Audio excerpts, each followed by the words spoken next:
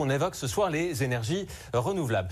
Vous le savez, en France, notre énergie est largement décarbonée grâce au nucléaire, mais le nucléaire, ce n'est pas une énergie renouvelable parce qu'il faut de l'uranium. Non, l'énergie renouvelable, c'est ça, c'est le solaire, c'est l'éolien, c'est l'énergie hydraulique. Et pourquoi je vous dis tout ça? Pour mettre en contexte la question que nous a envoyée Edgar et qu'on découvre ensemble. Si nous nous reposons uniquement sur les énergies renouvelables pour obtenir notre électricité, est-ce qu'on ne va pas courir un risque de rupture, faute de vent ou de soleil? Edgar, votre réponse.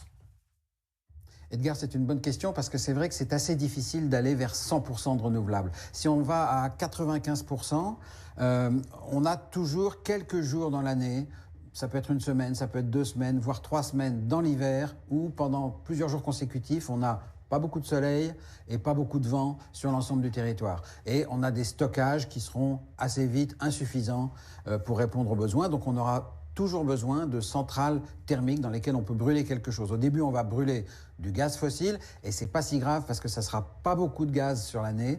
À terme, si on va aller vers le 100% renouvelable, on remplacera ce gaz fossile par du biogaz ou de l'hydrogène renouvelable. Mais ça, c'est quelque chose qu'il faudra trouver quand on arrivera à près de 100% de renouvelable. Et on n'y est pas du tout pour l'instant.